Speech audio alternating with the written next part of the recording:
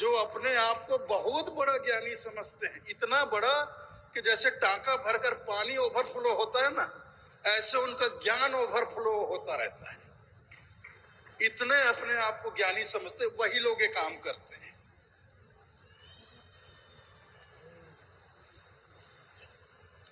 तीस मार खान, अपने आप को 30 मार खान समझते। आप जानते हो 30 मार खान, ये मुहावरा हमारे देश में ये बहुत पुराना मुहावरा है। 30 मार खान, अपने आप को 30 मार खान समझता है। 30 मार खान है क्या? 30 को मारना, 30 को मारना क्या है? किस 30 को मार के वो बड़ा खान साहब बना, कि नवाब बना, कि बड़ा बड़शाली बना, बाहुबली बना? किस 30 को? कि 30 मुर्गे मारकर बना, कि 30 बकरे मारकर बना? 30 मार के आप बाहुबली बन सकते हो, शक्तिशाली बन सकते हो, वीर बहादुर बन सकते हो, लेकिन किस 30 को मारना है? ये 5 तत्व 25 प्रकृति मिला के कितने हुए? 30 हुए ना। 5 तत्व, हर तत्व के 5-5 प्रकृति है, तो 5 तत्व है, 25 प्रकृति है। ये शरीर 5 तत्वों से बना है और 5 तत्व के 25 प्रकृति मिलाकर हो गए 30। तो इस शरीर के मोह को, इस 5-25 के मोह को जो मार देता है, वो असली 30 मार खां है।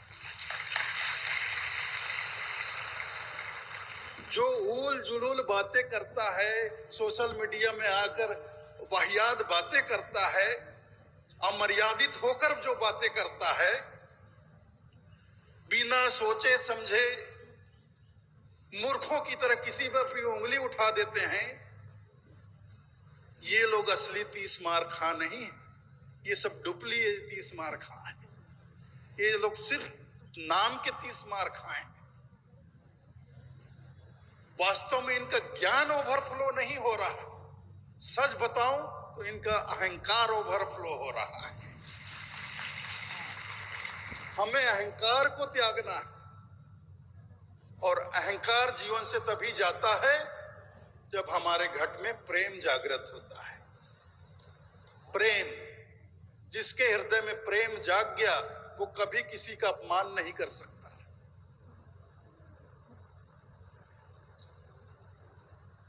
किसी के लिए, किसी के भी प्रति आपके हृदय में अगाध प्रेम हो, बहुत प्रेम हो, क्या आप उसका अपमान कर सकते हैं?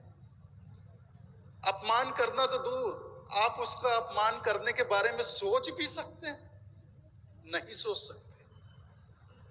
आप अपनी माता से बहुत प्रेम करते हैं, आप अपने पिता से बहुत प्रेम करते हैं।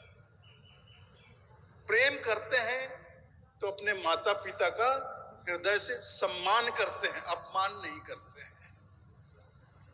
प्रेम जब हृदय में होता है तो सबका सम्मान किया जाता है।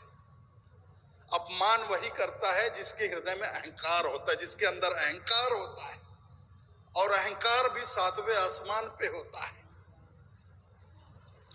तो ये हमें बहुत समझना चाहिए। हमारे देश में बहुत सारे संत हुए, बहुत सारे संत हुए। अकेले सदगुरु कबीर साहब इकलौते संत नहीं है भारत देश में। हमारे भारत देश का जो मध्यकाल है ना, जैसे 13वीं सदी, 14वीं सदी, 15वीं सदी मध्यकाल कहा जाता है। इस मध्यकाल को भक्ति काल भी कहा जाता है। भक्ति काल में हमारे देश में संतों की एक सुदीर्घ परंपरा चली। एक के बाद एक अनेक संत हुए, गिन भी नहीं पाएंगे इतने, एक से बढ़कर एक संत। रैदास हुए, रविदास जी हुए, गुरु नानक देव हुए, संत पीपादास हुए, संत दादू दयाल हुए, संत चरणदास हुए, संत मीराबाई हुई, संत सहजोबाई हुई, संत धर्मदास जी हुए। कितने संत, गिनते जाओ गिनते जाओ। तो मध्यकाल में संतों की एक सुदीर्घ परंपरा चली और इस संतों की परंपरा में समस्त संतों ने सदगुरु कबीर साहब को अपना अग्रणी माना। इस मध्यकाल की संत परंपरा को आप देखोगे, उनका साहित्य पढ़ोगे तो मध्यकाल के जितने भी संत हुए हैं उन्होंने अपने साहित्य में कहीं ना कहीं हमारे सदगुरु कबीर साहब का गुणगान जरूर किया है, जरूर किया है। आप देख लेना, आप पढ़ लेना।